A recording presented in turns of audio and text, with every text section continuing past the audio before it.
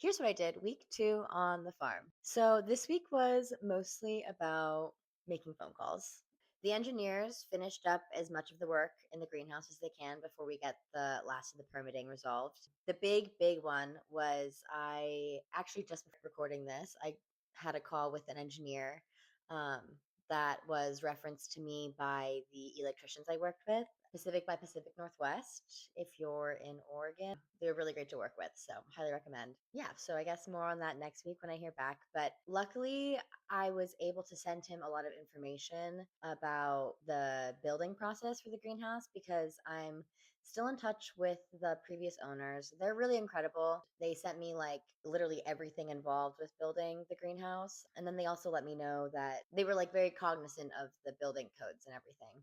It should be like a pretty smooth process to get that all figured out. Speed, I don't know, but like it's going to be what it's going to be. And I think it's going to be smooth. So fingers crossed. I'm doing a no-till farming operation. So part of that is going to involve using cardboard for mulch. And I just moved, so I had like a ton of cardboard. And I was able to get some cardboard from restaurants. And then when I was home for the holidays, I got some cardboard from my parents and from my friends' parents. I spent a lot of this week like breaking it all down, removing all the tape, and I finally moved it from my garage where I was working because it's a little warmer in there compared to outside. Because that's the other thing. It got really cold. And I know it's like relative because it's snowing other places, but like I'm from California and it's icy out here. So I finally moved the cardboard from my garage into the chicken coop area, which doesn't have any chickens and is more of a cat coop.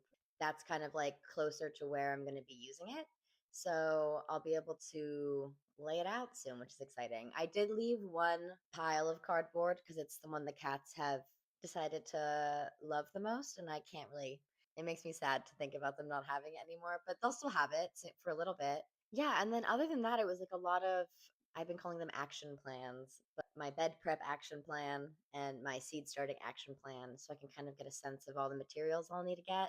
And then I'm taking a business plan course through, or it's the Farm Launch program run by Oregon Farm Corps. Since this January started, a lot of the classes have been about the kind of numbers aspect of the business plan, which to me has been like the hardest thing to figure out. So that's been incredibly helpful to have like a little guidance there. And that's what I've spent a lot of this past week doing is just like a lot of research. Speaking of research, I also went to a few different grocery stores in the area that I am farming in, figuring out how to cost things or like price things out has been kind of difficult for me because it's like there's how much a product kind of takes and the amount of time that goes into it and the amount of materials that are involved in producing it.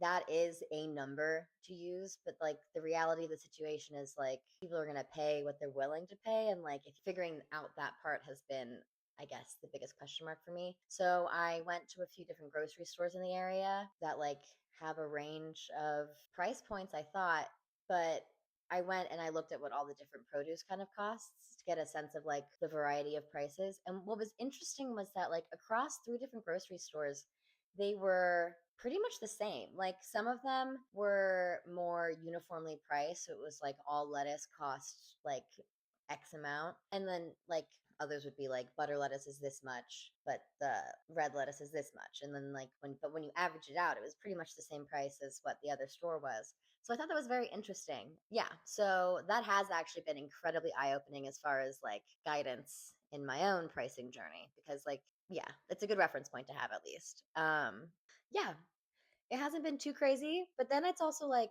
I keep being getting so hard on myself with like I have a list of 75 things that I need to do and I've only done 5 of them and it just feels like I've done nothing. But then it's like no, but I've done 5 things and it's only week 2.